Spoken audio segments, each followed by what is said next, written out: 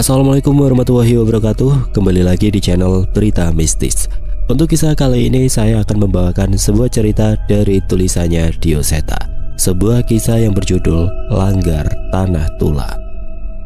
Sebelum kita masuk ke ceritanya, tekan dulu tombol like video ini dan jangan lupa tekan juga tombol subscribe channel ini. Nyalakan juga lonceng notifikasinya agar tidak ketinggalan cerita-cerita lainnya dari channel ini. Buat teman-teman yang pengen membaca langsung ceritanya dari koleksi ceritanya Dio Seta, nanti kunjungi saja linknya yang ada di kolom deskripsi. Dan seperti apa untuk kisah kali ini, langsung saja kita masuk ke ceritanya.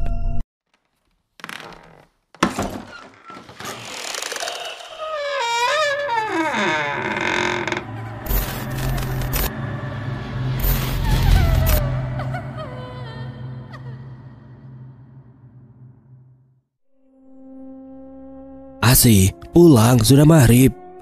Teriak seorang ibu yang memanggil anaknya untuk segera pulang sebelum matahari terbenam. Iya bu, sebentar, aku panggil Didit dulu. Teriak Asi yang menyempatkan diri untuk memanggil teman mainnya yang sedari tadi bermain petak umpet bersamanya. Asi berteriak memanggil nama Didit, namun tidak ada jawaban. Asi mengira Didit masih bersembunyi karena menganggap permainan belum selesai. Dit, ayo pulang. Aku sudah dipanggil ibu loh, teriak Asi. Walau begitu sama sekali tidak ada jawaban dari Didit. Asi terus mencari ke kebun hingga lapangan, namun tidak menemukan Didit. Ia pun memutuskan untuk pulang, mengira Didit sudah pulang lebih dulu karena disuruh orang tuanya. Namun sebelum sempat untuk kembali, Asi melihat sesuatu yang tidak biasa ia lihat. Ada seseorang di sebuah langgar yang sudah lama tidak digunakan untuk beribadah. Ia mendekat dan melihat Didit berada di sana. Dit, ngapain kamu di sana, Dit? Kan tidak boleh dolan merono, teriak Asi sambil segera menghampiri Didit untuk mengajaknya keluar. Saat itu langit sudah memerah. Ia melihat langgar yang sudah tua itu benar-benar sudah rapuh, seolah bisa hancur kapan saja. Ia melihat Didit berdiri di sana menatap langit-langit ruangan kecil yang sangat rapuh itu. Wajah Didit pucat. Ia menoleh ke arah Asi dengan tubuh gemetar. Tolong aku, Asi. Mendengar itu Asi mendekat dan melihat langit-langit langgar. Saat itu seketika Asi terjatuh dengan tubuh yang lemas. Dit, itu apa, Dit? Ucap Asi gemetar. Ia melihat mayat-mayat dengan sisa kafan merayap di langit-langit bangunan itu. Didit terlihat ketakutan dan menangis. Asi baru sadar ada makhluk serupa yang mencengkram kaki Didit dan menggigitnya. Dit, lari, Dit. Asi benar-benar ketakutan. Tubuhnya gemetar, namun di ujung ketakutannya itu, tiba-tiba ia mendengar langkah seseorang. Asi, ngapain di sini? Kan gak boleh main di sini. Asi menoleh dan mendapati Didit ada di belakangnya. Ia kembali menoleh ke arah langgar, dan ia tidak melihat apapun selain bangunan tua yang sudah tidak terurus. Dit, kamu... Asi masih terlihat bingung. Mau kamu pucat banget, ngeliat apaan? Didit yang curiga menatap ke arah langgar itu. Saat itu aku berusaha untuk berdiri dan buru-buru mengajak Didit meninggalkan tempat itu. Wes Dit, mulai cepat. Kamu ngelihat yang aneh-aneh ya? Asi hanya mengangguk tanpa berani berkata apapun. Sepertinya Didit juga merasakan perasaan yang tidak nyaman sehingga tidak berani bertanya macam-macam. Saat sudah cukup jauh, Didit masih sesekali menoleh ke arah langgar yang sudah hampir tidak terlihat dari mata kami. Eyangku pernah main ke desa ini. Dia ngelihat langgar itu dan langsung merinding. Katanya jangan dekat-dekat ke langgar itu kalau malam. Katanya itu bukan tempat untuk manusia lagi.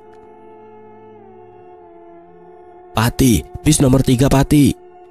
Suara seorang kernet terdengar teriak di tempat peristirahatan bis malam. Aku yang sudah selesai dengan makan malamku segera kembali ke bis dan melanjutkan perjalanan menuju kampung halamanku Pati. Lama banget di bawah Mar, ngapain dulu?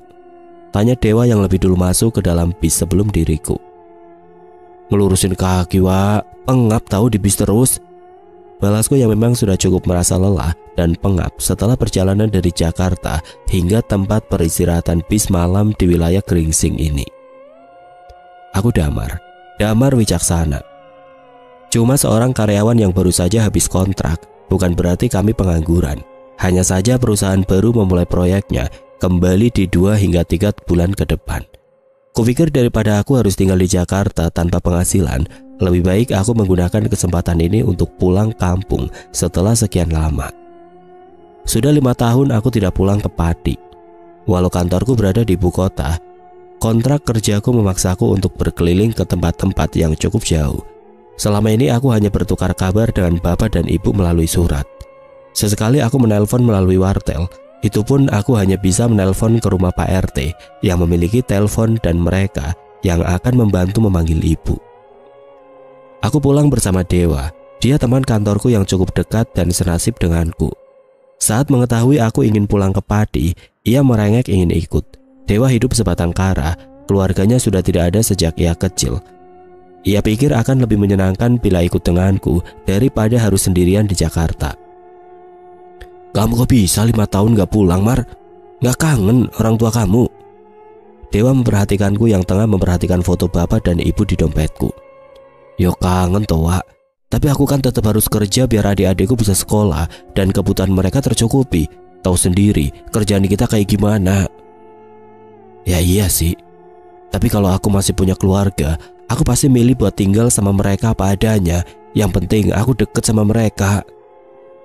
Balasnya sambil menutupi tubuhnya dengan jaket dari angin yang masuk melalui jendela bis. Aku mengerti maksud Dewa. Untuk ia yang hidup sebatang kara, keluarga menjadi sesuatu yang sangat berharga untuknya. Mungkin ia belum mengerti bahwa melihat ibu dan adik-adiknya menangis kelaparan itu lebih pedih dari apapun. Menjelang subuh, bis sudah terparkir di terminal. Sebagian penumpang segera turun dan sebagian masih tertidur menunggu fajar terbit. Dan angkutan umum mulai beroperasi. Aku dan Dewa memilih untuk bergegas menurunkan barang dan menikmati kopi sejenak di pinggir terminal sambil menunggu angkutan umum. Khasnya di sini itu apa, Tomar? Nasi gandul. Udah pernah nyoba? Belum. Baru ini aku ke Pati. Baru saja kami menghabiskan kopi kami, angkutan umum menuju desaku sudah datang. Aku dan Dewa pun memasuki mobil tua itu, disusul dengan para pedagang-pedagang pasar yang tengah berjuang untuk memulai paginya. Suasana jalan masih begitu sepi, langit masih gelap. Namun sudah ada beberapa orang bersepeda membawa dagangannya dan orang-orang yang berjalan ke masjid untuk sholat subuh. Aku dan Dewa turun tepat di hadapan sebuah gapura desa yang sebenarnya jaraknya masih beberapa ratus meter untuk sampai ke rumah pertama di desaku. Ada sebuah pos di dekat gapura yang sudah begitu tua, yang biasa digunakan warga untuk menunggu angkutan umum. Aku lupa nanya, rumahmu udah ada listrik kan? Kelamaan hidup di Jakarta sampai lupa kalau banyak desa yang belum kebagian listrik. Tanya Dewa yang menyadari gelapnya jalan kami menuju desa. Apalagi ia juga melihat rumah-rumah yang masih menggunakan lampu minyak sepanjang perjalanan tadi.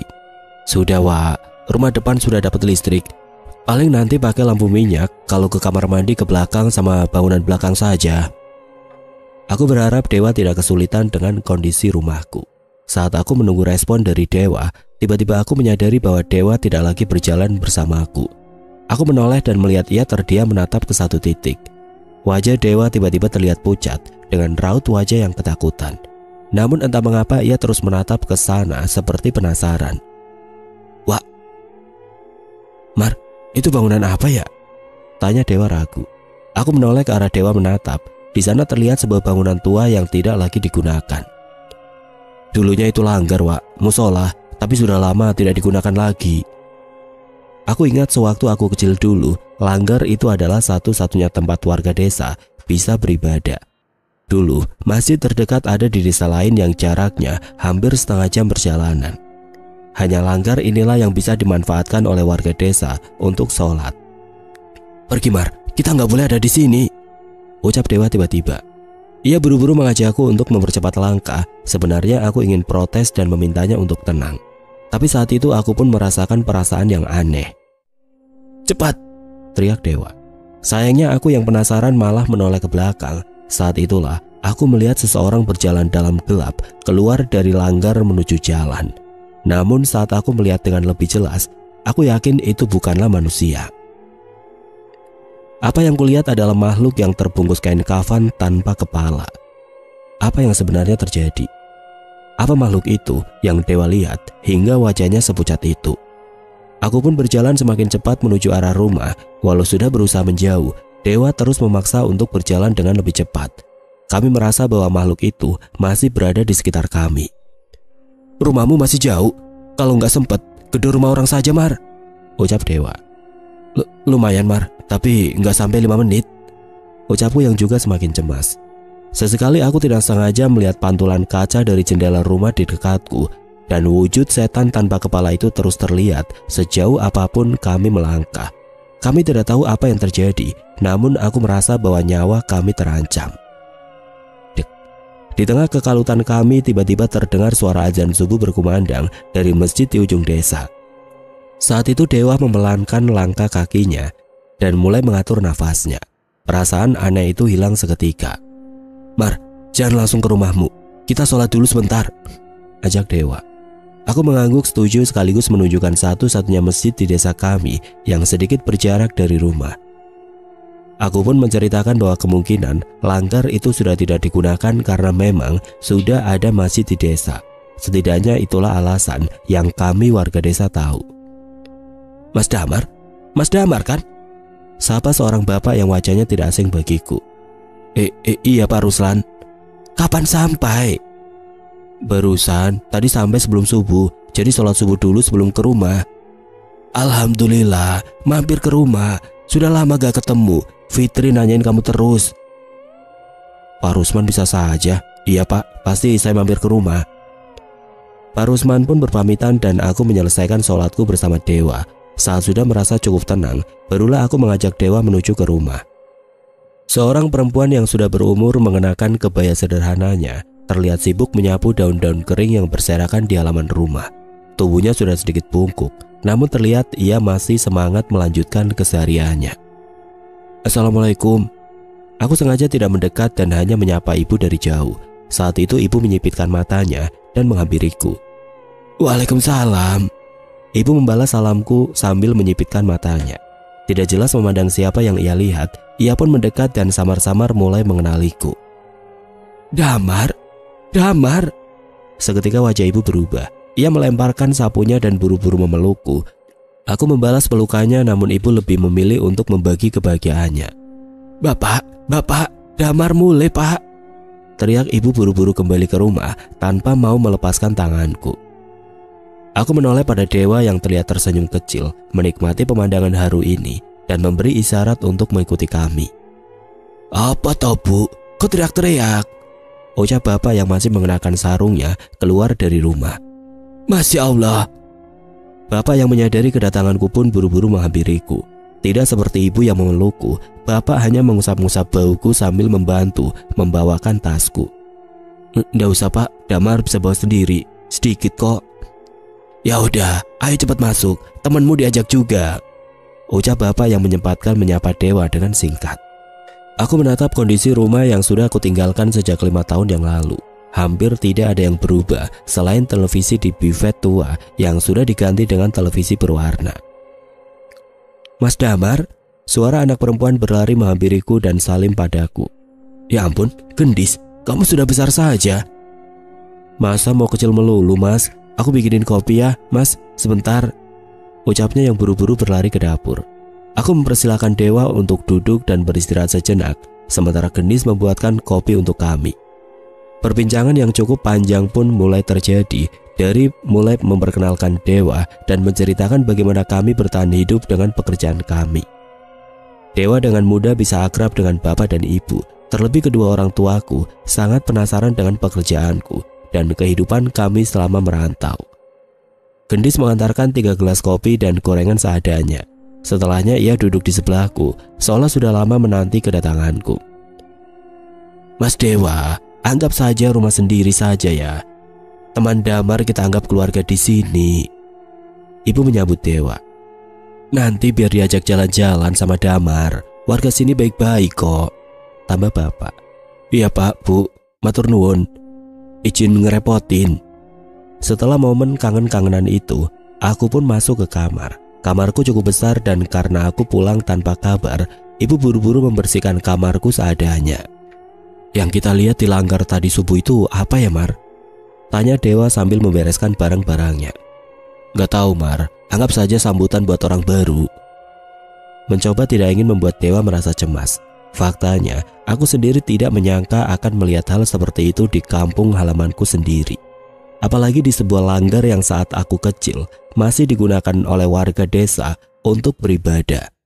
Langgar itu hanya sebuah musola kecil yang berukuran 4 kali 5 meter. Mungkin hanya muat untuk 5 orang sholat berjamaah di sana. Sewaktu aku kecil, warga desa lebih banyak menganut kejawen sehingga belum banyak umat muslim. Pagi itu aku mengajak Dewa berkeliling desa sambil mencari sarapan. Aku ingat ada warung pecel di dekat pasar. Dulu ibu sering mengajakku ke sana setiap pulang dari pasar. "Mas Damar, lama banget gak kelihatan," sambut Mbok Yem sambil membuat pecel pesananku.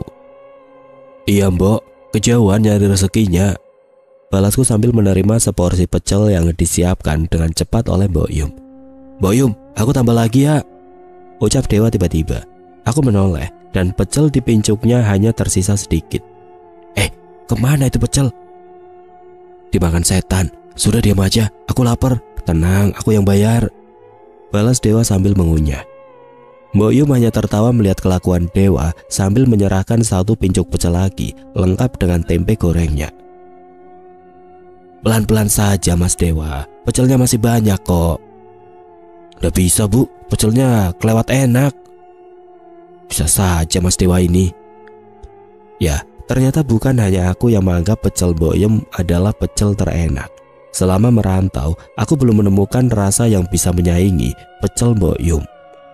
Suara klakson mobil terdengar di keramaian warga yang melintas di jalan. Seketika warga menyingkir sambil memperhatikan mobil yang melintas itu.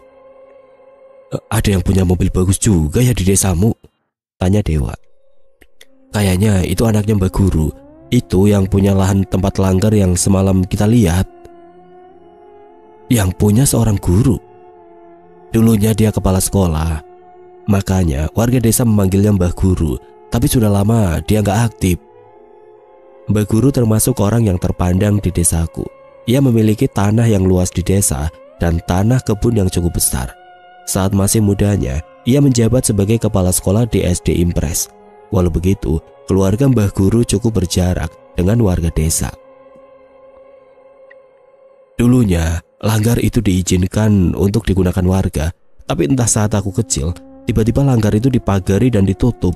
Saat ini cuma dipakai sama Mbah Guru dan keluarganya saja. Dewa hanya mengangguk dengan tatapan kosongnya. Sepertinya ia sedang melamunkan sesuatu dari ceritaku. Selama berada di desa, aku dan Dewa lebih sering ke kebun Bapak. Walaupun tidak begitu besar, kebun ini cukup membantu kami untuk memenuhi kebutuhan sejak aku kecil. "Kayaknya aku gak usah kerja deh, tinggal di sini juga betah, Mar," ucap Dewa yang menikmati teh dari termos yang sempat dibawakan gendis tadi. "Iya Wak, kalau gak mikir buat naikin derajat keluargaku, mungkin aku lebih milih buat tinggal di sini." Aku sedikit mengingat bagaimana kehidupan keluargaku saat aku kecil dulu. Ada beberapa keluarga di desa yang merasa kasta mereka lebih tinggi dari kami. Mereka adalah tuan-tuan tanah yang memiliki kebun dan memperkerjakan banyak orang. Dulu desa hanya memiliki beberapa sumur, dan saat musim kemarau hanya sumur di pekarangan milik Mbah Tarmadi yang masih memiliki air. Selama ini warga mengambil air dari sana tanpa ada masalah. Mbah Tarmadi juga salah satu orang besar di desa, dan bapak sesekali juga membantu mengerjakan lahannya. Suatu saat aku dan ibu sedang mengantri untuk mengambil air di sumur itu. Saat itulah tiba-tiba Mbah Tarmadi berkata dengan ketus, "Sampai kapan kalian mau mengemis air dari sumur saya?" ucapnya dengan memandang rendah kami. Saat itu warga desa yang mengantri bersama ibu pun bingung, namun Mbah Tarmadi malah mengusir kami. "Salah apa kami, Pak? Kenapa tiba-tiba kami gak boleh ngambil air di sini?" Ibu mencoba bertanya dengan sopan. "Sumur ini milik keluarga Tarmadi, bukan untuk orang-orang kotor seperti kalian." Mendengar ucapan itu, aku tahu bahwa ibu sakit hati. Warga desa ingin protes, namun mereka tahu bahwa sumur itu ada di tanah milik keluarga Tarmadi. Sumur itu pun akhirnya dipagari oleh Mbah Tarmadi. Hanya beberapa warga yang dekat dengannya lah yang diizinkan menggunakannya. Salah satunya adalah keluarga Mbah Guru, sesama tuan tanah di desa. Cerita tentang sumur ini belum selesai. Karena desa sempat krisis air, akhirnya warga desa menemukan solusi dengan memperbesar sebuah punden mata air yang letaknya cukup jauh dari desa. Dari punden itu dibuatlah jalur aliran air agar bisa mencapai desa. Air dari punden itulah yang akhirnya menjadi sumber air utama warga desa. Mengetahui warga sudah punya sumber air yang baru dan tidak membutuhkan sumur, Batar Madi tersinggung. Entah apa alasannya, ia marah-marah dan merasa tidak dihargai. Imbasnya, ia yang sebelumnya memperkerjakan warga desa di kebunnya, kini lebih memilih memperkerjakan orang luar. Bapak pun terkena imbasnya dan tidak lagi bekerja di lahan mereka. Semenjak kejadian itu, aku berjanji, suatu saat aku tidak akan membiarkan keluargaku dihina lagi. Aku harus bekerja, memberikan kehidupan yang layak untuk orang tuaku dan pendidikan yang layak untuk Gendis. Beberapa hari tinggal di desa, aku benar-benar merasakan perasaan yang nyaman, jauh dari tekanan dan sama sekali tidak memikirkan rasa lelah. Tingkah laku Gendis, perhatian ibu, dan melihat betapa uletnya bapak di umurnya yang sudah senja membuatku merasa bersyukur. Apa yang aku perjuangkan selama merantau benar-benar pantas untuk kebahagiaan mereka. Malam itu bapak menikmati segelas kopi buatan ibu sambil mendengarkan radio di teras rumah. Sesekali aku mendengar suara bapak menyanyikan tembang Jawa, menikmati suasana sederhana itu. Di kota jarang ada suasana sesantai ini, Pak. Ucapku mengambil posisi duduk di samping bapak. Gak ada. Yang kedengeran cuma suara kendaraan bermotor kan? Iya, Pak. Saat itu aku pelan-pelan mengeluarkan sebuah amplop coklat yang cukup tebal dan memberikannya kepada bapak. Pak, apa iki le? Bapak melihat amplop yang aku berikan dan mendapati uang kertas yang cukup banyak di dalamnya. Rezeki, Pak, tabungan damar. Saat itu bapak menatapku dengan mata yang berkaca-kaca. Urip neng kono piye le? Tanya bapak yang raut wajahnya tiba-tiba berubah. Jangan gara-gara kamu mikirin bapak, ibu sama Gendis, kamu di sana hidup prihatin.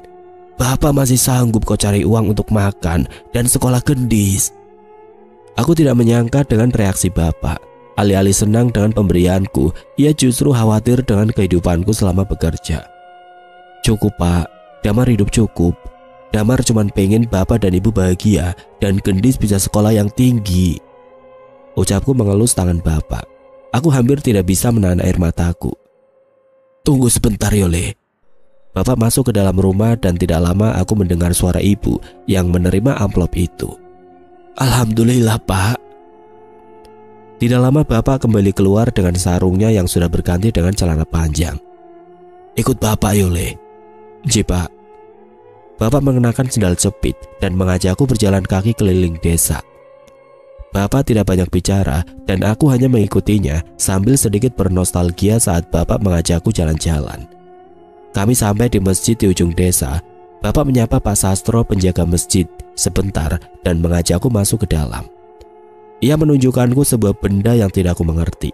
Mengapa bapak memperhatikannya kepadaku? Sebuah meja pemandi jenazah yang dibuat dengan besi yang kokoh. Waktu tahu masjid di desa kita ada meja pemandi jenazah ini, warga desa ada yang nangis. Katanya alhamdulillah kalau saya meninggal, saya bisa dimandikan dengan layak.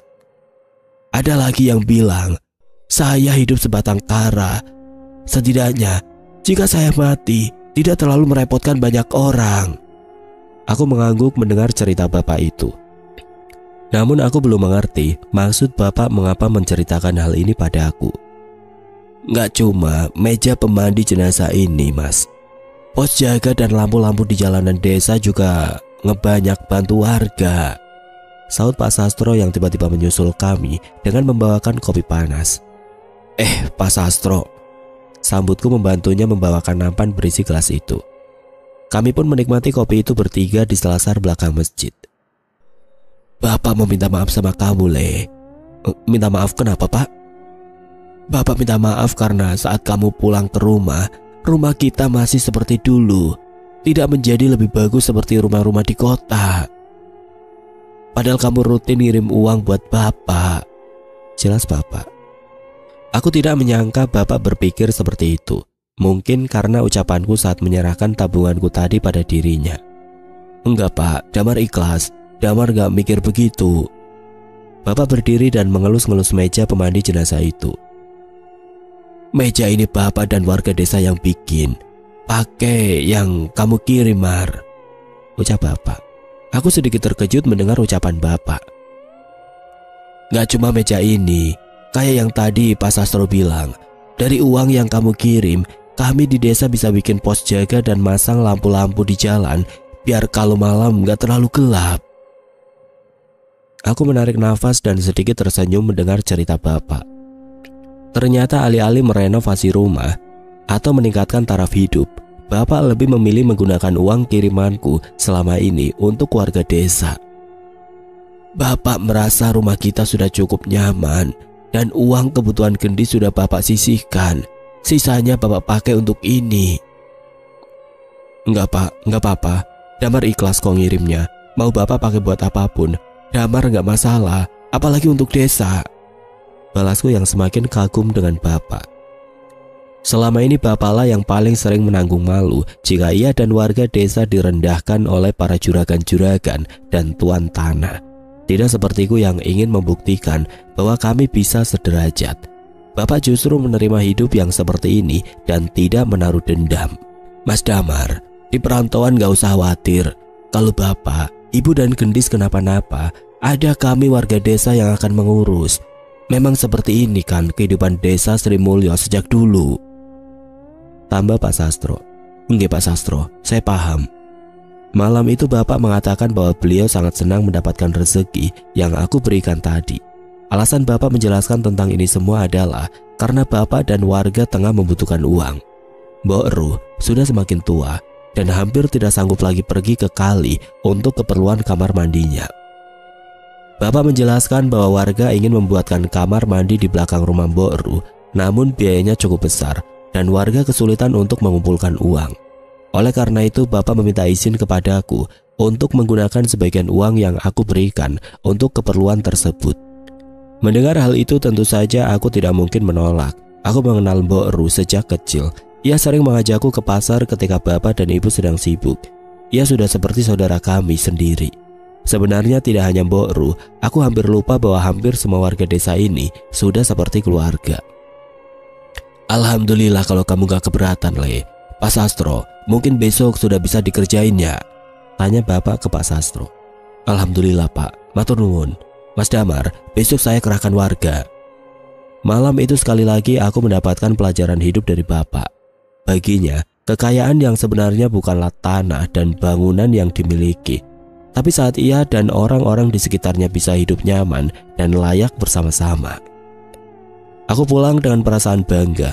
Bapak masih mengajakku jalan-jalan menunjukkan lampu-lampu jalanan, pos, dan papan pengumuman yang ia bangun bersama warga desa. Di tengah perjalanan pulang, tiba-tiba kami melihat seorang anak kecil di pinggir jalan. Ia terlihat meringkuk dengan gerakan yang aneh. Le, wis bengi lo iki, ndang mulai. Bapak mencoba menegur anak kecil itu. Anak itu pun menoleh ke arah kami. Seketika kami pun tersentak saat melihat mulut anak itu penuh dengan darah. Astagfirullahaladzim, teriak kami bersamaan. Didit, ngapain kamu? Tanya bapak. Namun saat itu juga Didit malah tertawa terbahak-bahak. Saat kami mendekat, ia berdiri dan menjauh dari kami. Didit malah tertawa dan membuat kami merinding. Terlebih saat aku melihat seekor hewan sudah tercabik-cabik, bekas dimakan hidup-hidup oleh Didit. Itu apa pak? Marmut, itu marmut Mbak Guru. Menyadari ada yang tidak beres dengan Didit, perasaan takut langsung merambat ke seluruh tubuhku. Kami mencoba mendekatinya, namun Didit tiba-tiba berpaling. Wajahnya penuh darah dan ia tertawa-tawa yang tidak wajar, menggema di malam yang sepi. Tanpa peringatan, Didit berlari menjauh, tawanya semakin menggila. Kejar, dia mengarah ke kali, teriak bapak dengan suara panik. Kami langsung berlari mengejarnya, namun Didit bergerak dengan kecepatan yang tidak manusiawi. Langkahnya aneh, seperti tersentak-sentak, namun tetap sulit dikejar. Kegelapan malam dan suara langkah kaki kami yang berpacu semakin menambah kecemasan. Sebelum sampai ke kali, kami tiba-tiba terhenti ketika melihat Didit meringkuk di antara semak-semak. Tubuhnya bergetar hebat. Gak mau, aku gak mau. Suara tangisannya terdengar lirih dan penuh ketakutan. Aku nekat mendekat, dan ketika aku melihat wajahnya, darahku seakan membeku. Wajah Didit pucat, air matanya mengalir, tapi yang membuatku ngeri adalah apa yang sedang dilakukannya. Tangan dan mulutnya penuh dengan darah dan bulu-bulu marmut yang sudah mati. Didit memakan hewan-hewan itu, namun ekspresinya terlihat sangat menderita. "Didit, gila kamu!" teriakku, tapi suaraku bergetar. "Gak mau, tolong, aku gak mau." Didit meratap, suaranya penuh ketakutan, namun tubuhnya tidak menuruti keinginannya. Dengan kejam tangan Didit meraih marmut lainnya dan memakannya lagi dengan brutal. Mulutnya berlumuran darah, sementara air mata terus mengalir di pipinya, menambah kesan horor yang tidak tertahankan. Aku mencoba meraih tubuhnya, berharap bisa menghentikannya, namun Didit terus melawan. Ia meronta-ronta, memukul dan menendang dengan kekuatan yang jauh di luar kemampuannya. Di tengah kepanikan itu tiba-tiba terdengar suara kentongan dari arah desa, disertai obor-obor yang menyala terang. "Di sini, Didit di sini!" teriak bapak memberi isyarat pada warga. "Masya Allah, Didit!" teriak Pak Rusman. Melihat kedatangan banyak orang, Didit mengamuk. Ia berteriak dan mengamuk sejadi-jadinya. "Ini kenapa, Mar?" Dewa ternyata ikut membantu warga mencari Didit. "Bantuin aku, Wak!" teriakku meminta bantuan Dewa dan beberapa warga. Mereka pun buru-buru membantuku menahan Didit dan membawanya kembali ke rumahnya. Suasana desa yang sebelumnya sepi menjadi ramai yang berpusat di rumah Didit. Suara teriakannya masih terdengar dan warga masih berkerumun di rumah itu. Aku melihat seseorang mendekat bersama Pak Rusman. Sepertinya Pak Rusman sengaja memanggil beliau untuk membantu masalah ini. "Iki ono opo to?" ucap seorang kakek yang berjalan dengan langkah yang sudah lemah. Beliau adalah Mbah Pengkong, salah satu sesepuh di kampung kami. Sejak kecil aku mengenal ia adalah orang yang begitu baik, tidak pernah marah dan selalu tersenyum. Namun jika ada masalah-masalah di desa yang tidak bisa dibereskan oleh warga desa, Mbah Pengkong selalu bisa memberi pertimbangan yang baik. "Didit, Mbah," ucap bapak menunjukkan keadaan Didit yang masih kerasukan. "Ya lale." Mbah Pengkong meminta diambilkan segelas air. Dia membacakan doa pada segelas air itu dan memberikannya kepada Didit. Saat itu Didit yang sebelumnya meronta-ronta mulai tenang. Namun wajahnya masih pucat dan terus melotot ke arah Mbah Pengkong. "Kamu ngapain di sini?"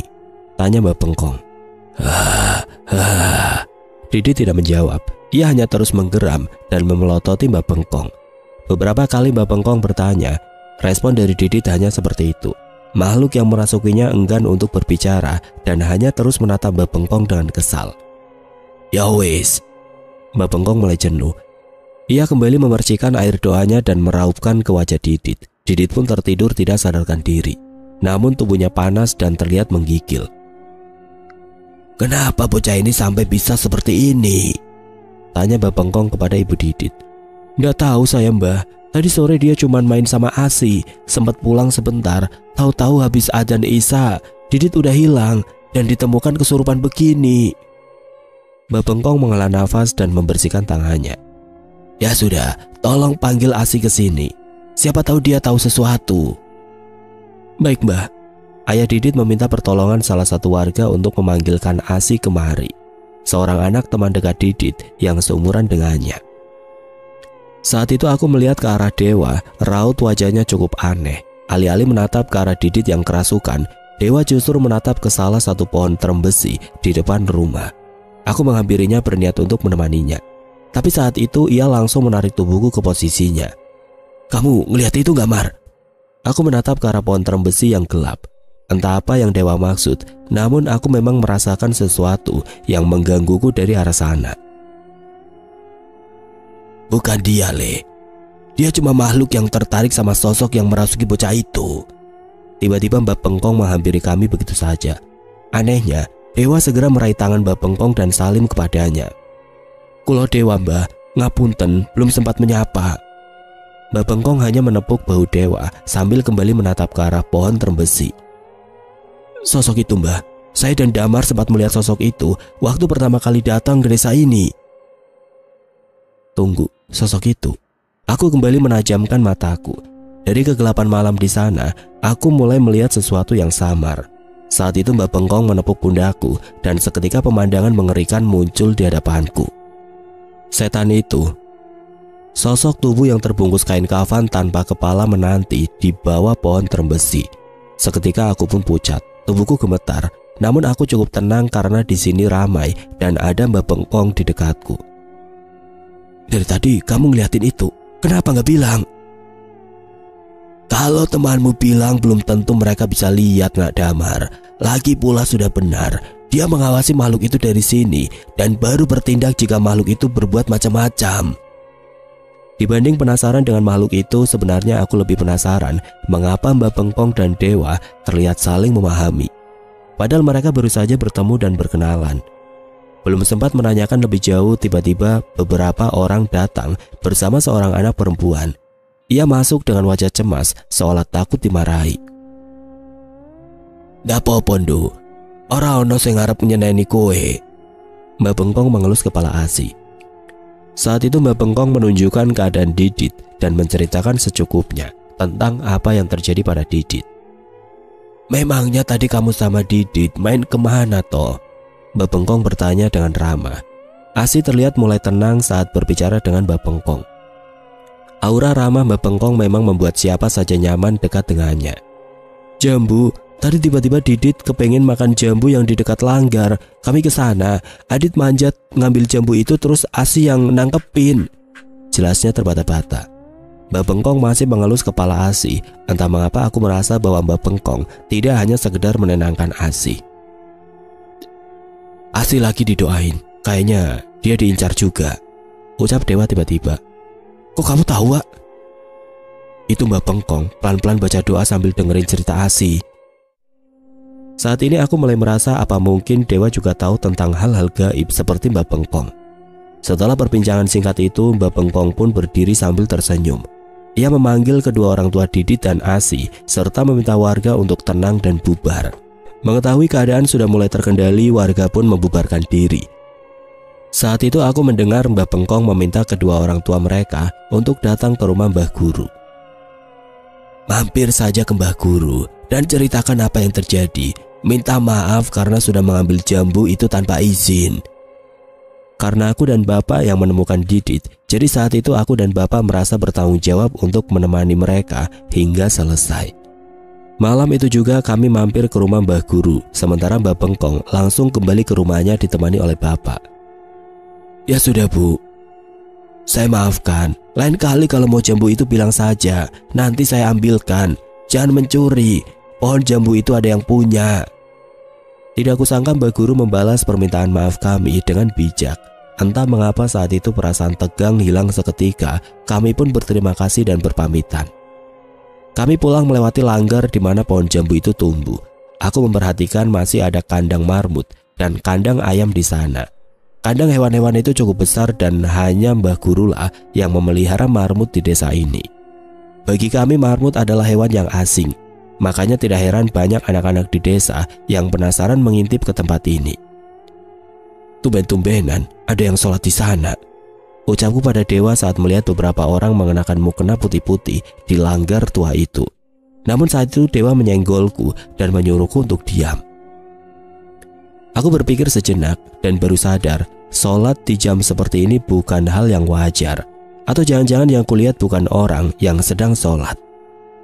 "Kita masih diawasi," bisik Dewa. Aku mengerti. Aku akan menanyakan apa yang ia maksud setelah ini.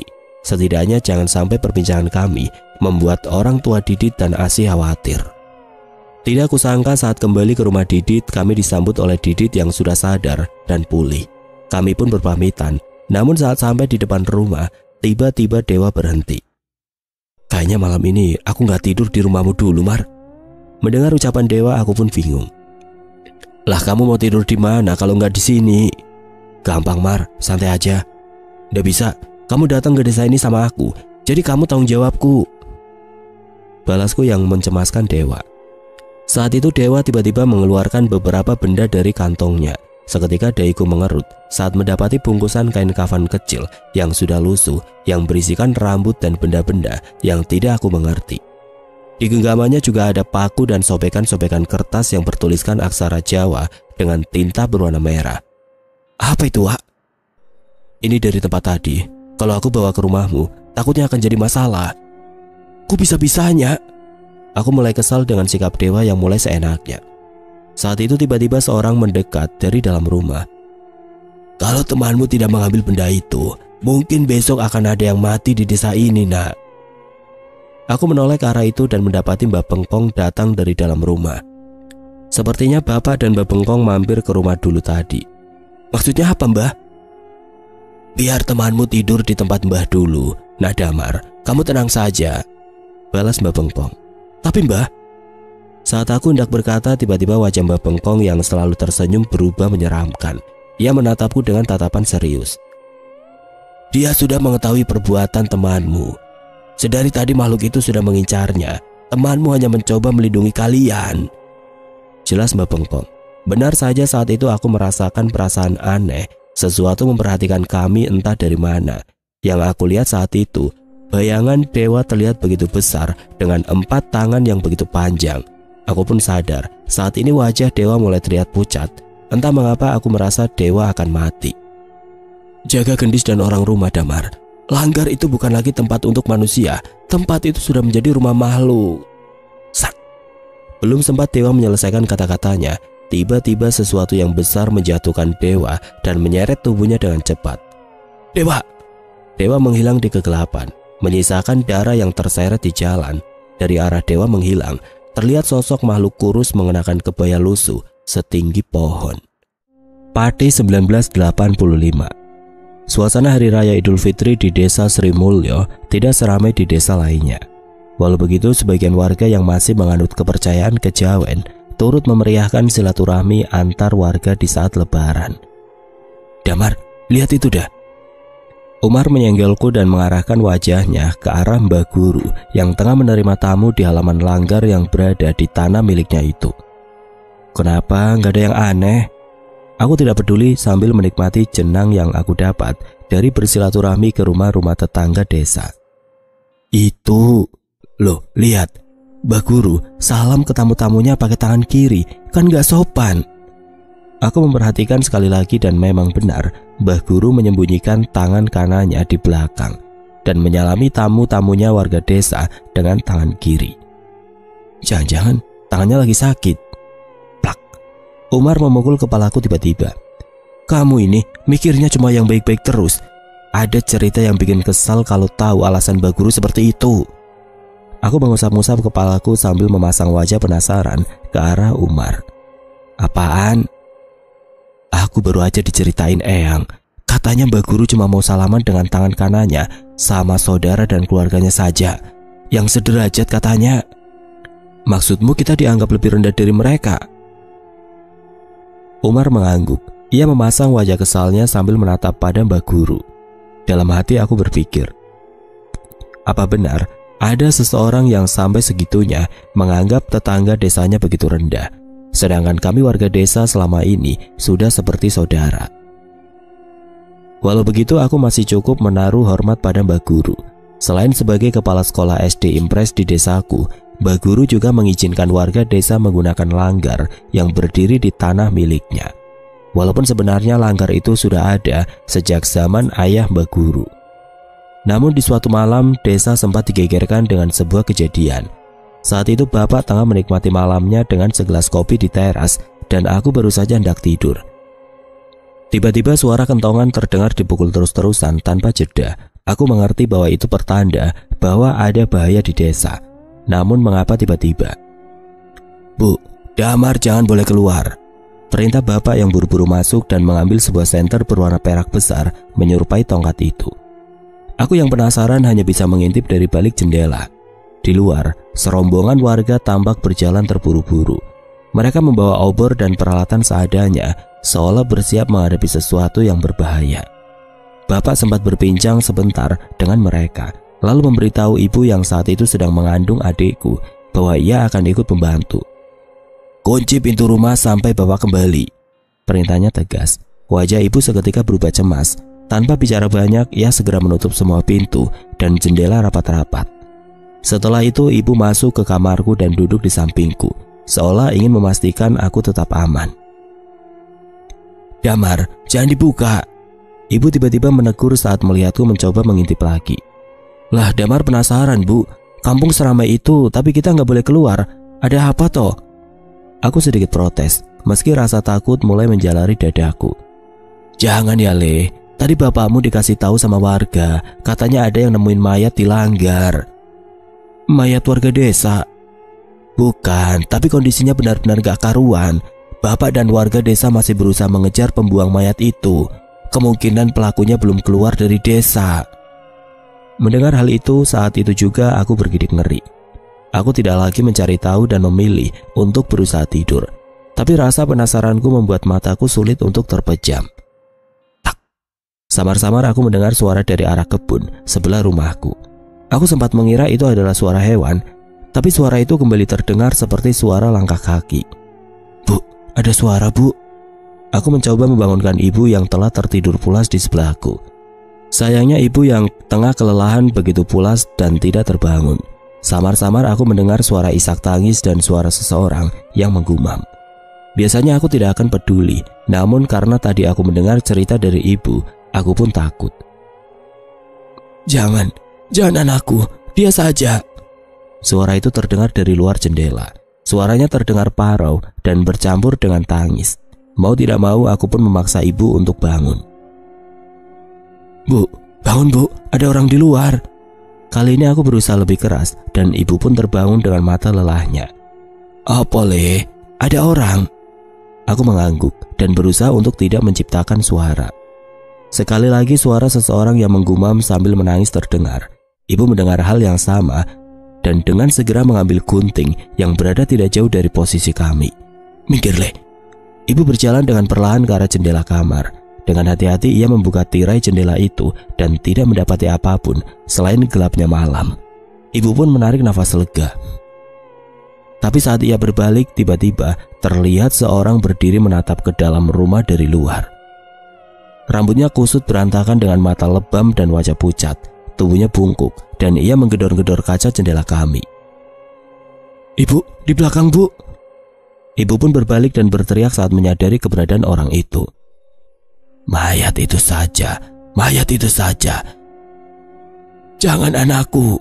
Sosok itu berteriak-teriak seperti orang gila sambil menggedor jendela. Seketika aku dan ibu pun berteriak dan membunyikan suara-suara agar warga menyadari apa yang telah terjadi di sini.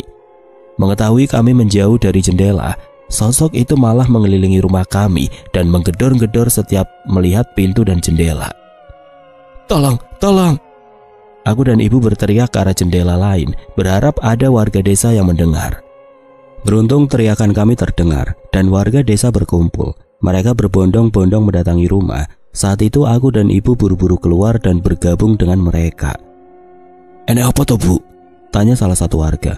Ada orang pak, dia gedor-gedor rumah, teriak-teriak dan mukanya serem. Saat itu bapak-bapak yang berkumpul mengitari rumahku dan mereka pun menemukan orang itu. Sosok yang meneror kami tadi sedang meringkuk ketakutan dengan penampilan yang berantakan. Mayat itu saja, jangan anak saya. Kata-kata itu terus terucap dari orang itu. Saat itu juga warga menangkap orang itu dan mengetahui bahwa ia mengalami gangguan jiwa. Bapak segera dipanggil oleh warga dan kembali. Ia benar-benar terlihat khawatir. Terlebih, seseorang yang bersama bapak ternyata saksi yang melihat orang yang membuang mayat itu di Langgar. Benar, dia yang membawa mayat itu ke Langgar. Malam itu juga warga mengamankan orang itu. Aku dan ibu pun kembali ke rumah bersama bapak dengan perasaan lebih tenang. Barulah besok paginya, ibu mendapat kabar tentang kejadian semalam. Orang gila itu nemu mayat di jalan dan membawanya ke Langgar. Pak Rusman menceritakan kejadiannya pada ibu. Menurut Pak Rusman, orang dengan gangguan jiwa itu merasa ketakutan karena anaknya meninggal dengan mengerikan. Dia mengatakan bahwa anaknya mati menjadi tumbal dari setan di Langgar. Jelas saja warga tidak percaya dan menganggap omongan orang itu sebagai halusinasinya. Warga pun menyerahkan orang itu kepada pihak yang berwajib bersama jasad yang berada di Langgar. Awalnya kami warga desa hanya menganggap kehebohan itu sebagai perbuatan orang gila yang sedang kumat. Tapi ternyata kejadian itu berbuntut panjang. Tiba-tiba saja Mbah Guru melarang warga desa untuk beribadah di Langgar. Seluruh warga desa pun bingung. Kasus orang gila itu sudah selesai. Namun entah mengapa Mbah Guru terlihat seperti menutup-nutupi sesuatu dan melarang warga menggunakan langgar itu lagi. Di dekat langgar pun dibangun kandang ayam dan hewan yang jarang sekali kami lihat di desa. Hewan marmut yang bentuknya seperti tikus besar dengan bulu yang berwarna. Saat itu banyak anak-anak yang sangat tertarik dengan hewan yang dipelihara Mbah Guru. Tapi Mbah Guru menutupi langgar dengan pagar yang dibuat dengan bambu kuning, hingga warga tidak bisa lagi memasuki langgar seenaknya. Sempat ada beberapa anak yang penasaran dengan hewan marmut milik Mbah Guru. Ia memanjat pohon dan mengintip ke arah dalam. Tapi suatu saat aku mendengar cerita ada seorang anak yang ingin ikutan mencoba mengintip ke dalam. Tapi saat turun, ia kembali dengan wajah yang pucat. Anak itu tidak berkata apapun, namun selama beberapa hari anak itu demam dan mengigau. Beberapa saat setelahnya aku mendengar cerita dari Umar bahwa anak itu melihat sosok-sosok aneh di langgar. Ia mengaku melihat sekumpulan orang-orang pucat memakan marmut dengan mulut yang berdarah-darah. Tidak hanya itu, sesuatu yang membuat anak itu trauma ketika ia melihat sosok hitam bermata merah yang seolah mengawasi makhluk-makhluk pucat itu. Mendengar cerita itu, seketika aku teringat ucapan orang gila itu. Apa benar sosok setan yang menghuni langgar? Kejadian yang terjadi saat aku kecil itu teringat kembali di kepalaku. Mengapa Mbah Guru melarang warga untuk menggunakan langgar itu lagi? Apa yang sebenarnya disembunyikan di sana? Untungnya selalu ada hal baik dari setiap kejadian. Pasca tidak boleh lagi digunakannya langgar Mbah Guru, salah seorang warga bersedia mewakafkan tanahnya yang berada di ujung desa. Warga pun akhirnya mengumpulkan dana dan saling memberi sumbangan dalam bentuk apapun untuk membangun masjid yang akhirnya kami gunakan hingga saat ini. Aku pikir masalah mengenai langgar sudah tuntas. Aku benar-benar tidak menyangka dengan apa yang terjadi di hadapanku saat ini.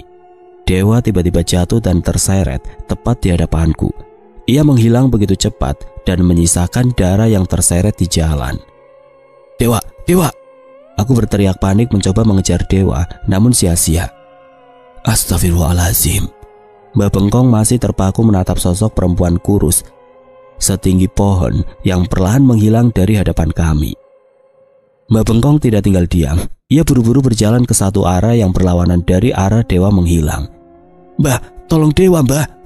Aku mengikuti Mbah Bengkong sambil menarik bajunya, mengajaknya mengejar Dewa. Sudah, kamu tenang dulu. Dia pasti ada di sana, ucap Mbah Bengkong. Aku mencoba mempercayai Mbah Bengkong. Aku kira ia berniat kembali ke rumahnya. Namun ia justru terus berjalan menembus pagar bambu kuning menuju ke langgar. Angin berembus dengan kencang, udara dingin begitu menusuk. Suara gemersik dedaunan membuatku semakin cemas. Mengerikan. Pemandangan yang ada di depanku saat ini begitu mengerikan. Tepat saat kami sampai, aku melihat Dewa berdiri melayang dengan tubuh penuh darah. Pergi. Dewa mencoba berbicara dengan suara paraunya, memperingatkan kami.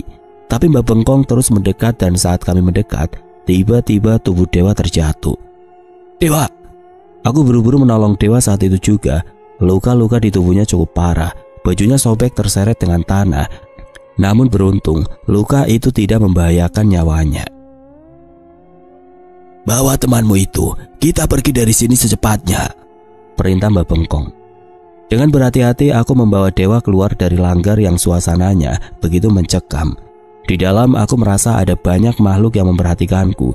Saat itu juga aku buru-buru memapah Dewa keluar. Tapi tepat saat kami melangkah pergi, tiba-tiba Mbah Bengkong menghentikan langkahnya. Aku pun merasa ada sesuatu di belakang memperhatikan kami. Anehnya, aku tidak berani menoleh ke belakang sedikit pun. Instingku melarang leherku untuk menoleh.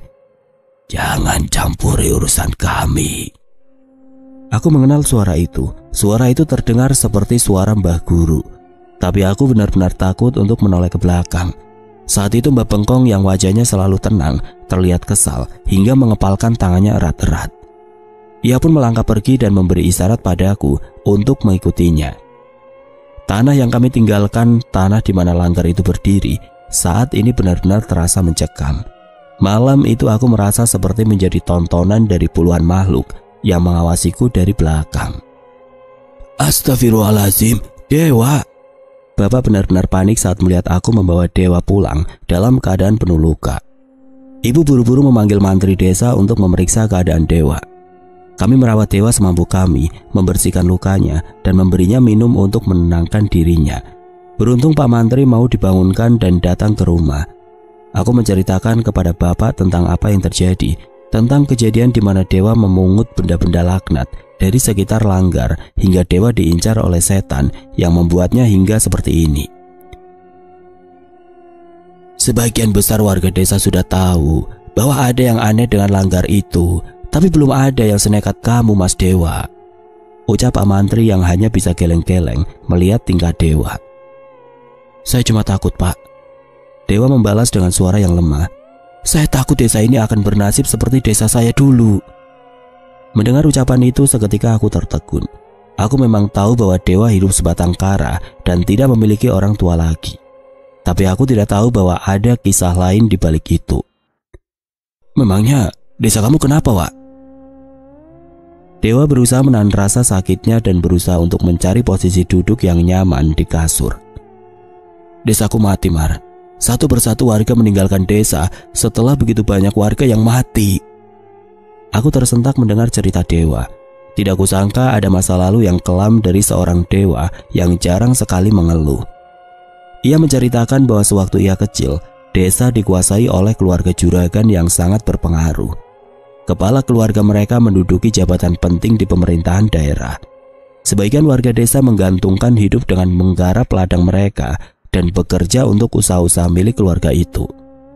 Warga desa menghormati keluarga juragan yang sebenarnya cukup dekat dengan warga. Sampai suatu ketika, sang kepala keluarga kalah pemilihan pejabat dan tidak lagi menjabat. Keluarga juragan semakin tertutup dengan alasan yang tidak dimengerti. Padahal menurut warga, usaha mereka masih sangat cukup untuk kehidupan mereka. Tidak lama kemudian kejadian-kejadian yang di luar nalar terjadi. Satu persatu anggota keluarga juragan meninggal dengan misterius. Warga desa tidak dilibatkan dalam pemakaman hingga hanya tersisa sang kepala keluarga yang masih hidup. Awalnya warga desa Dewa simpati, namun ternyata hal yang aneh mulai terjadi di desa. Kematian mulai merenggut nyawa orang-orang yang bekerja pada keluarga juragan. Mereka mati dengan tidak wajar. Keluarga korban mengaku rumahnya didatangi sekumpulan makhluk berwujud manusia, berwajah pucat, dengan berpakaian serba putih di malam hari. Dan pagi hari setelahnya, anggota keluarga itu mati dengan tubuh yang kaku dan mulut menganga. Orang tua Dewa menjadi korban atas kutukan itu. Warga mulai menebak bahwa kekayaan dan segala yang dimiliki oleh keluarga juragan berhubungan dengan kutukan yang dialami oleh desa. Saat mendatangi rumah keluarga juragan, mereka menemukan sisa-sisa ritual yang menunjukkan bahwa ternyata melakukan perjanjian gaib untuk mendapatkan kekayaan. Sisa-sisa ritual itu seolah usaha terakhir sang juragan untuk menghentikan kutukan ini. Tapi saat hendak meminta pertanggungjawaban dari satu-satunya keluarga yang tersisa, warga justru menemukan mayat sang kepala keluarga sudah tergantung tidak bernyawa di kamarnya sendiri. Sejak kejadian itu, teror di desa Dewa semakin menjadi-jadi. Ingon peliharaan keluarga juragan seperti mencari sendiri tumbal untuk dirinya. Mulai dari penyakit aneh, kematian tidak wajar, hingga bunuh diri. Secara perlahan satu persatu warga desa mati. Tidak jarang mereka yang masih bertahan melihat keberadaan setan berwujud keluarga juragan yang berjalan mengelilingi desa. Tidak ada jalan lain. Akhirnya warga yang tersisa memilih untuk pergi dari sana dan membangun kehidupan di desa lain, termasuk Dewa yang diurus oleh tetangga dekatnya. Sudah lama semenjak aku meninggalkan desa orang tuaku, apa yang terjadi di sana saat itu tidak jauh berbeda dengan yang mungkin terjadi di desa sini, Mar, ucap Dewa. Mbak Bengkong mengelus kepala Dewa. Ia seperti sudah mengerti perasaan Dewa sejak awal mereka bertemu. Gak akan terjadi. Kami benar-benar menjaga desa ini dengan baik, ucap Mbak Bengkong, mencoba menenangkan Dewa. Sebenarnya saya tidak mau berpikir jahat, Mbak. Tapi dibandingkan juragan di desa saya merasa bahwa Mbak Guru lebih tidak ragu untuk mengorbankan warga desa dibanding membiarkan anggota keluarganya yang mati. Mendengar ucapan Dewa itu, seketika aku, Pak Mantri, Bapak menoleh ke arah Mbak Bengkong. Tidak dapat dipungkiri bahwa hal itu mungkin benar adanya. Ia menganggap warga desa lebih rendah dari mereka. Kita tidak bisa bertindak tanpa bukti. Yang bisa kita lakukan hanya melindungi diri kita dengan menggantungkan diri pada Allah, balas Mbak Pengkong. Yang penting sekarang kamu pulih dulu, Le. Dewa seperti tidak puas dengan tanggapan Mbak Pengkong. Tapi saat ini pun kami tidak dapat berbuat apapun. Jika harus menunggu ada korban, maka itu sudah terlambat. Tapi Mbak Pengkong tidak meminta kami untuk berpangku tangan. Selama 1 bulan penuh ini pengajian harus terus diadakan di masjid. Ia meminta untuk menanam bambu kuning yang serupa dengan yang ditanam di langgar di sekitar masjid. Kalau terjadi apa-apa dengan warga desa, masjid adalah tempat yang paling aman untuk saat ini, jelas Mbak Pengkong. Kami pun mengerti. Bapak dengan bantuan Pak Mantri menceritakan hal ini kepada Ustadz Husni. Beliau menggeleng mendengar cerita tidak masuk akal itu. Namun sebenarnya ia juga sudah menyadari keanehan di langgar Mbak Guru. Kalau Mbak Pengkong yang bicara, saya siap untuk membantu. Hanya saja kalau bisa, jangan membuat warga desa khawatir, pinta Ustadz Husni. Sesuai permintaan Ustadz Husni, Bapak dan yang lain tidak mengatakan alasan sebenarnya tentang kegiatan di masjid. Warga tidak curiga dan hanya menganggap kegiatan itu untuk menolak hal buruk dan mendekatkan rezeki. Warga desa pun setuju tanpa banyak bertanya. Mungkin karena sebenarnya mereka pun sudah menyadari bahwa ada hal yang kurang baik yang terjadi di desa. Setidaknya dari setiap keluarga ada 1 anggota yang ikut mengaji. Aku sempat melihat Mbak Guru memandang warga yang ke masjid setiap malam. Ia hanya memandang dari pinggir jalan tanpa ada niat untuk bergabung dengan kami. "Mbah, gak ikut pengajian?" Salah seorang warga mencoba ramah dengan menyapa Mbak Guru. "Tidak, saya dan keluarga saya mengaji di langgar." "Oh, nggih Mbah." Warga sudah menebak akan jawaban itu. Namun setidaknya mereka sudah mencoba menyapa dan bersikap ramah. Semenjak itu hampir tidak ada hal-hal aneh yang dialami oleh warga desa. Semua terasa begitu tenang. Sampai suatu malam hujan datang begitu deras. Terlalu deras hingga tidak ada 1 warga pun yang berani untuk keluar. Walau begitu, aku masih mendengar suara Ustadz Husni di masjid yang mengajak kami untuk mengikuti pengajian. Aku tahu pasti banyak yang tidak datang. Aku melihat Dewa tengah bersiap-siap membawa sarung dan mencari payung. Aku yakin ia ingin tetap berangkat walau hujan mengguyur desa dengan deras. Ya, untuk kami yang mengetahui bahaya yang tengah dihadapi desa, hujan deras tidak akan menghalangi kami. "Tunggu, Wak, aku ikut," ucapku yang juga buru-buru mengambil sarung dan peciku. Tapi saat hendak keluar, aku melihat Dewa terdiam terpaku di depan pintu tanpa bergerak sedikit pun. "Dewa, gak jadi." Ia menoleh ke arahku sejenak dan kembali melihat ke arah hujan yang masih turun dengan begitu deras. Wajahnya terlihat cemas dengan tubuh yang gemetar. Aku pun mendekat ke arahnya dan melihat ke arah ia memandang. Astagfirullahaladzim. Seketika kalimat istighfar terucap dari bibirku. Di luar, di bawah rintik hujan yang begitu deras, telah menanti sosok-sosok berwajah pucat di halaman rumahku. Mereka menatap dengan tatapan tajam ke arah kami, seolah sengaja menahan kami untuk meninggalkan rumah. Saat itu aku pun sadar, tidak hanya di halaman rumahku, puluhan sosok itu tersebar di seluruh desa, mengawasi tiap-tiap rumah di bawah guyuran hujan deras. Ini gila, apa yang terlihat di hadapanku saat ini benar-benar gila. "Jangan keluar, Wak," perintahku yang segera menutup pintu rumah rapat-rapat. "Tapi Mar, aku juga tahu pasti sesuatu yang buruk akan terjadi, tapi kita nggak bisa gegabah." Aku kembali masuk dan menghampiri kamar Bapak. Tidak kusangka Bapak tengah bersimpuh dengan tasbih di tangannya sambil terus membaca doa. "Mas, Gendis takut." Tiba-tiba Gendis mendekat dan menarik bajuku. "Tenang Gendis, Allah akan selalu ada bersama kita." Walaupun aku berusaha menenangkan Gendis, aku sendiri masih terus merasa cemas. Apalagi hal terburuk yang terjadi di malam ini. Kilatan cahaya memasuki celah rumah bersama suara yang menggelegar. Suara petir terdengar begitu dekat beriringan dengan listrik rumah yang tiba-tiba padam. Seketika keadaan rumah pun menjadi gelap gulita tanpa adanya penerangan. "Bu," suara Gendis terdengar di dekatku. Aku buru-buru meraba dan menarik tangannya. "Biar ibu cari lilin, kamu jangan jauh-jauh dari Mas." Beberapa saat kemudian nyala api kecil terlihat dari dapur. Ibu menyalakan lilin dan membawa lampu minyak ke arahku. Bapak pun keluar dari kamar dan wajahnya begitu pucat. "Pak, Bapak nggak apa-apa?" Bapak nggak apa-apa nak, tapi bapak khawatir. Suara petir menggelegar di tengah gelapnya malam itu. Hanya diterangi api dari lilin dan lampu minyak, kami seolah merasa terkurung dengan keberadaan makhluk-makhluk di luar rumah. Aku dan Dewa berusaha tidak membicarakan apa yang kami lihat di luar agar Gendis tidak khawatir. Tidak ada satupun dari kami yang berani untuk tidur.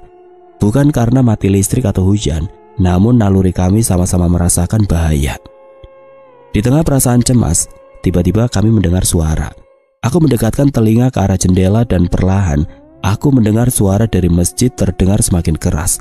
Itu Ustadz Husni. Ia membacakan ayat-ayat suci dengan pengeras suara ke seluruh desa. Suaranya terdengar beradu dengan rintikan hujan yang enggan untuk berhenti. Itu Ustadz Husni. Syukurlah, balas bapak merasa lega. Kami sadar bahwa Ustadz Husni masih belum menyerah dengan keadaan ini. Kami pun terus mendengar suara Ustadz Husni hingga lewat tengah malam dan hujan berhenti sepenuhnya. Saat itu Gendis sudah tertidur di pangkuan ibu. Aku, Dewa dan bapak pun mengecek keadaan di luar dan pemandangan mengerikan yang kami lihat sebelumnya sudah benar-benar menghilang. Sama sekali tidak ada jejak makhluk-makhluk itu di halaman, seolah yang kami lihat sebelumnya adalah ilusi semata. Tapi kami tahu dengan jelas bahwa yang aku dan Dewa lihat saat itu adalah nyata. Sudah nak, istirahat, ucap bapak mengkhawatirkan keadaanku dan Dewa. Iya pak, bapak juga. Bapak mengangguk. Saat memastikan malam sudah kembali tenang, kami pun masuk ke kamar dan beristirahat. Tapi bapak membohongiku. Ia tidak segera tidur. Suara bapak dan ibu masih terdengar dari kamar mereka. Lantunan ayat-ayat Al-Quran terdengar bersautan dari bibir mereka berdua yang masih menyempatkan sejenak untuk mengaji sebelum istirahat. Suara ramai terdengar dari luar jendela. Aku mengecek jam dan memastikan bahwa sekarang pun belum lewat pukul 8. Dewa terlihat masih tertidur dengan lelap. Namun aku melihat dari jendela kamar ada ibu di antara warga desa yang berkumpul di luar. Setelah beberapa saat aku melihat ibu masuk dengan terburu-buru. Ia segera mencari bapak dengan raut wajah penuh dengan rasa khawatir. Pak, di luar semua pada kebingungan. Ibu berkata dengan terburu-buru. Tenang dulu toh bu, ada apa? Anak Bu Sugeng, Bu Sumi, semua tiba-tiba demam, tubuhnya kaku. Ucap ibu dengan wajah yang khawatir. Mereka nggak bisa ninggalin tempat tidur mereka. Katanya kalau diturunkan dari amben atau kasur, anak-anak itu langsung meronta menggila seperti orang kesurupan. Dewa yang mendengar cerita ibu dalam setengah sadarnya segera terbangun dan menyusulku. Kenapa Mar? Kata ibu, anak Bu Sugeng dan Bu Sumi kena penyakit aneh. Demam, badannya kaku, gak bisa ninggalin tempat tidur mereka. Dewa menggeleng tidak menyangka akan apa yang ia dengar. Coba, minta mereka mengecek. Jangan-jangan bukan cuma kedua anak itu yang bernasib serupa. Benar juga, saat itu aku segera menghampiri bapak sambil mendengar cerita dari ibu. Pak, coba tanya ke warga lain yang punya anak-anak kecil. Jangan-jangan gak cuma mereka berdua. Bapak mengangguk. Ia pun segera menghabiskan kopinya dan mencari tahu keluar. Saat itu aku mengecek keberadaan Gendis. Ia terlihat sudah siap berangkat ke sekolah dengan seragam dan tas di punggungnya. Kenapa mas? Tanya Gendis.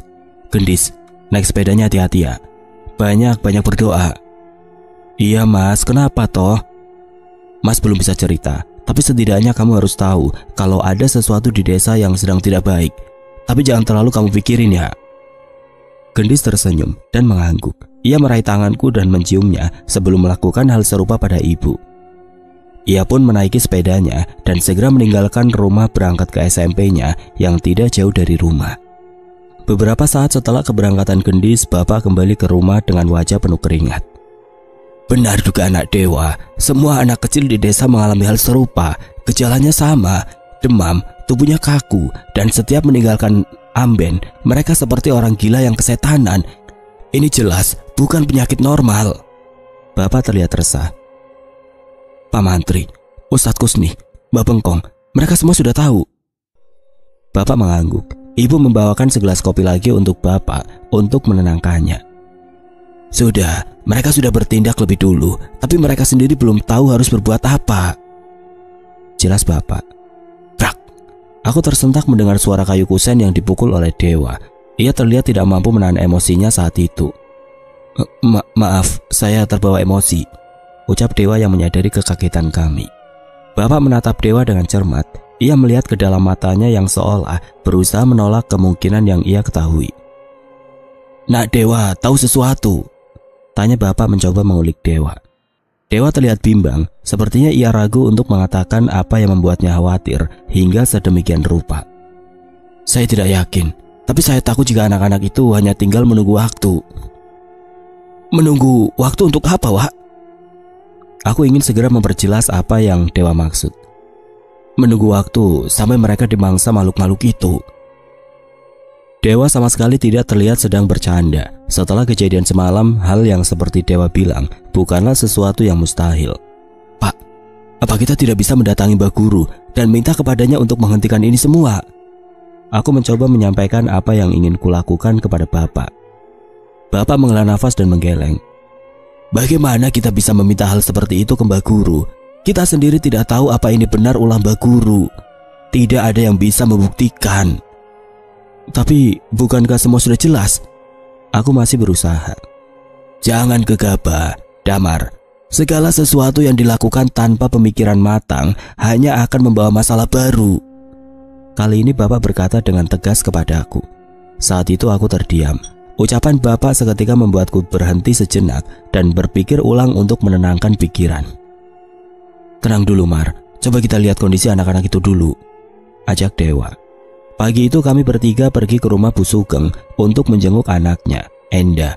Pak Mantri masih berada di sana dan terlihat segelas air putih yang ditutup dengan Al-Quran di atasnya. Kami menduga sebelumnya Ustadz Husni juga sempat datang ke rumah Bu Sugeng. "Semalam hujan deras, kami tidak berani untuk keluar, apalagi Enda tiba-tiba demam dan terus mengigau," cerita Bu Sugeng. Kami penasaran apakah ia sempat melihat keluar dan mengetahui tentang makhluk-makhluk yang kami lihat menyebar di penjuru desa. Namun kami ragu untuk menanyakannya. "Enda mulai tenang ketika mendengar suara pengajian Ustadz Husni dari masjid. Tapi saat pagi hari, ternyata ini yang terjadi. Demam Enda semakin tinggi, tubuhnya kaku. Saat saya ingin membawanya berobat, ia seketika menggila dan mengamuk seperti orang kesurupan." Bu Sugeng bercerita sambil menahan air matanya. Pak Mantri menoleh ke arah kami, seolah memberi isyarat bahwa hal ini ada hubungannya dengan apa yang kami bicarakan kemarin. "Ini bukan sekedar penyakit biasa. Jika sumbernya tidak bisa ditangani, saya tidak mampu berbuat banyak," jelas Pak Mantri. Dewa meminta izin untuk memeriksa amben tempat Enda tidur. Ia berusaha mencari sesuatu, namun ia tidak menemukan apapun. "Tidak ada di sini. Kalau santet biasa, seharusnya ada benda yang menjadi perantara di amben korbannya," ucap Dewa. Kami pun berpamitan setelah berbincang cukup banyak pada Bu Sugeng.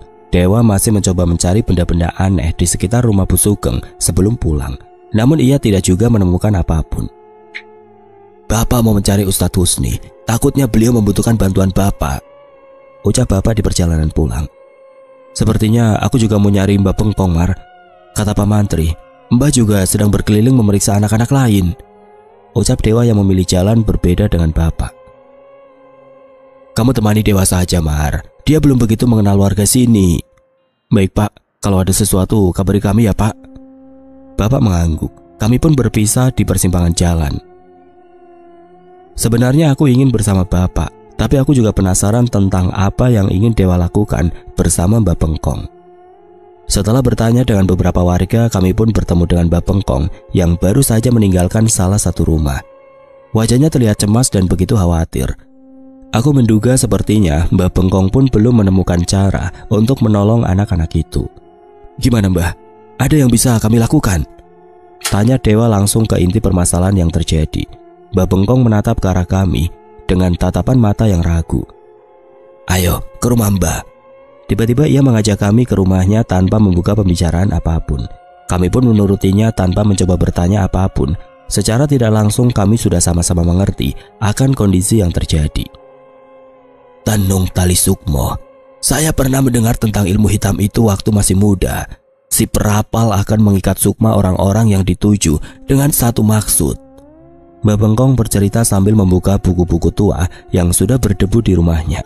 Tapi sepertinya ia tidak menemukan apa yang ia cari. "Santet, Mbah. Dewa menjelaskan, bisa dikatakan begitu, tapi tenung tali sukmo bisa digunakan untuk mengikat seseorang, kadang untuk mengancam orang lain untuk mengikuti keinginannya atau kemungkinan yang lain. Kemungkinan lain apa, Mbah? Aku semakin penasaran. Kemungkinan agar anak-anak itu tidak pergi kemanapun, agar bisa dimangsa.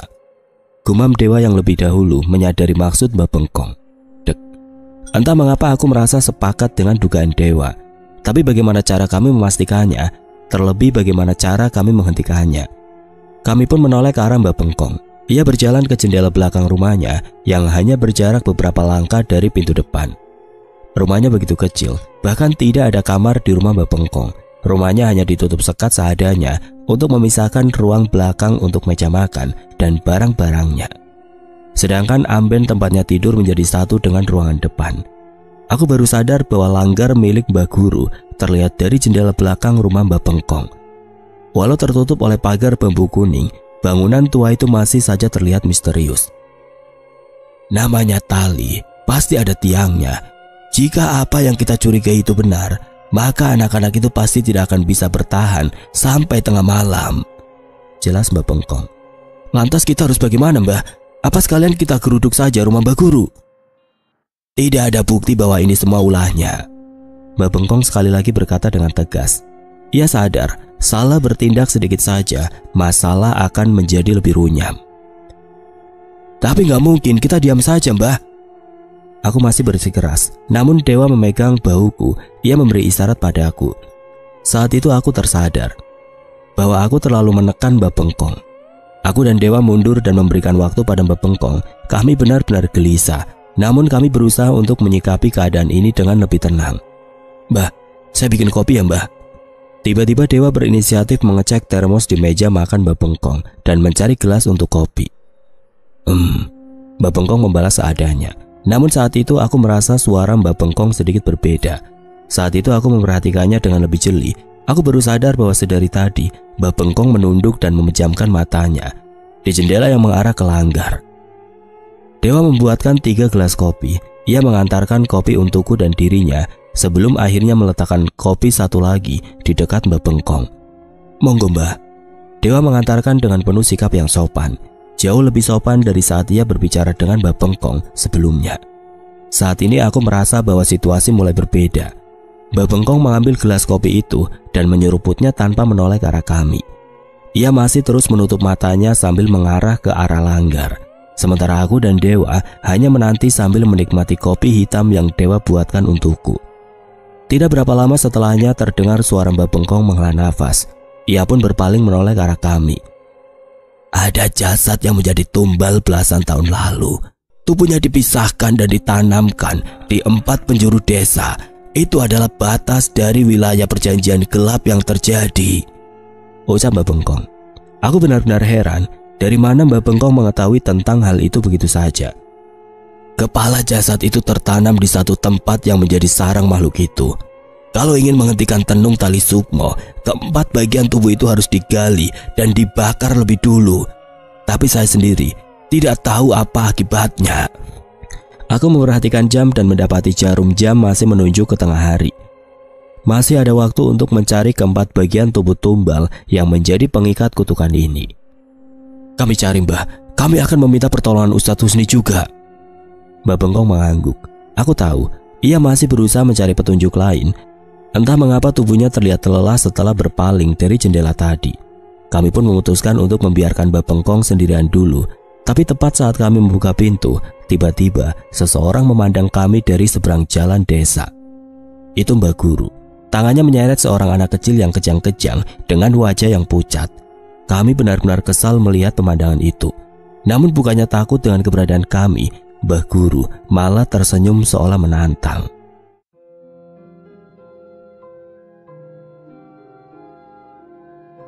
Oke teman-teman, sampai di sini dulu ceritanya. Nantikan kelanjutan kisah ini di video berikutnya. Agar tidak ketinggalan, klik tombol subscribe channel ini dan nyalakan lonceng notifikasinya.